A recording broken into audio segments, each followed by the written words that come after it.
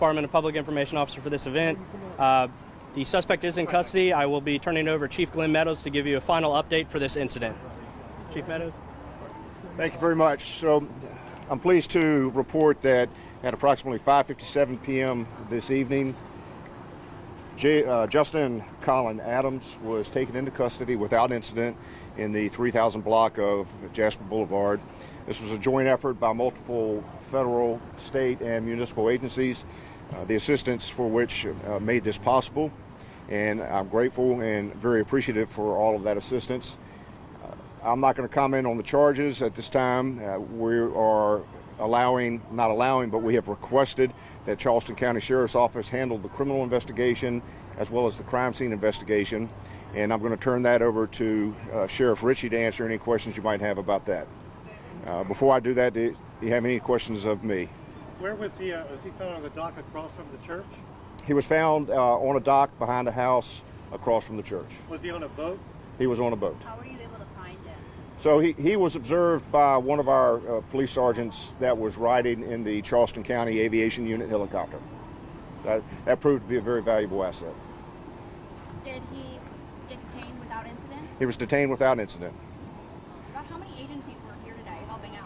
Well, I'll give you a list. I hope I don't leave anybody out. I talked about it earlier. So the FBI, SLED, DNR, NCIS, State Port Authority, Charleston County Sheriff's Office, Mount Pleasant Police Department, Mount Pleasant Fire Department, Isle of Palms Police Department, U.S. Marshal Service, Charleston City Police Department, Charleston County Emergency Management, Charleston County Radio Communications, and Charleston County Fire and Rescue, and obviously Sullivan's Island Police Department. Do you have any update on the conditions of the individuals that were involved in the hit and run accident here? I believe that one has been released. The second was due to be released.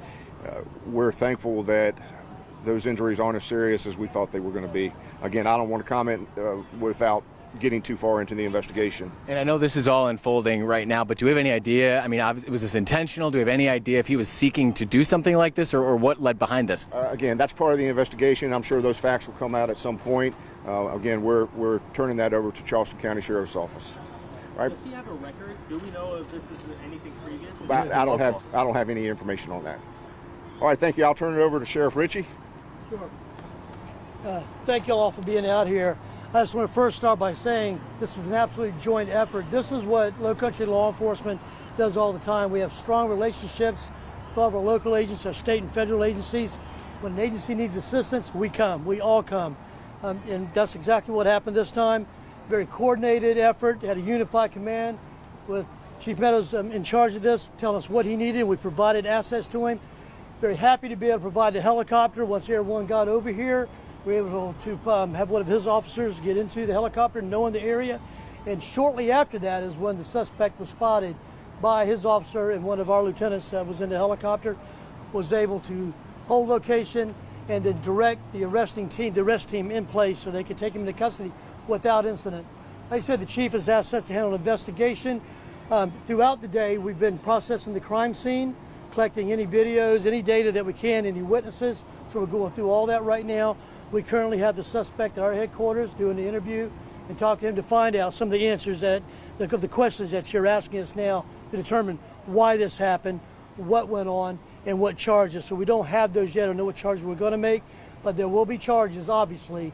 And we'll update you. I'll make sure my PI updates you with that information. Happy to take any questions you may have. Were area schools on lockdown all throughout the day for this? And I have to talk to Chief. Chief, let's ask him about your area schools in lockdown, sir. So they did go into what we call secure, and we had extra officers on site at both Sullivan's Island Elementary School.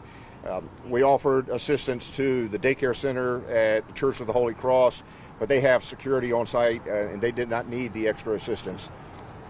Okay, thank you. Right. Yeah. Chief Cornett.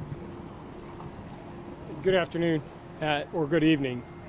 As they've already mentioned, Chief Meadows and Sheriff Ritchie, this is a true testament to law enforcement working together to find somebody that was in the community that we were concerned about, to bring him into custody and keep the community safe.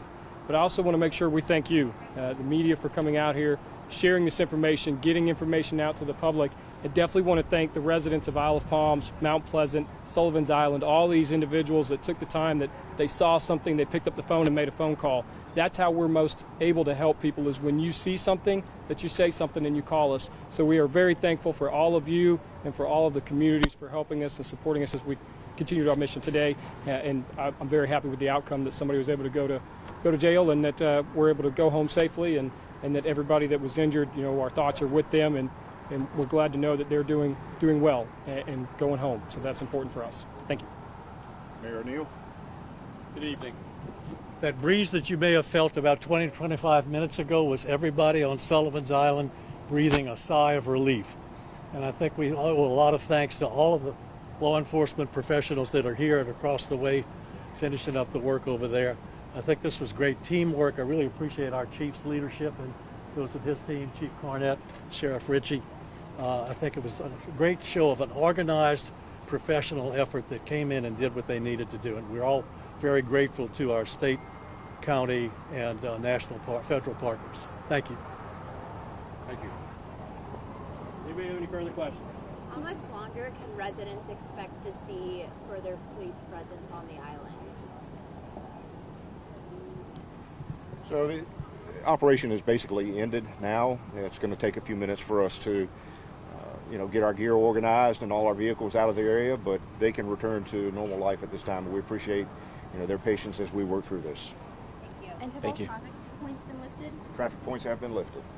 Is there any other message you want to get to the public right now? I think this just goes to show you that we take this very seriously. The safety of our community is why we're here, and we're not going to let something like this further jeopardize the safety of the people that we're sworn to protect. The joint effort that you saw today between the federal, state, and municipal agencies just goes to show you how serious we are when it comes to law enforcement and to taking people into custody who decide to break our laws. All right, thank you. Thank you. Thank you, everybody. Thank you. Thank you.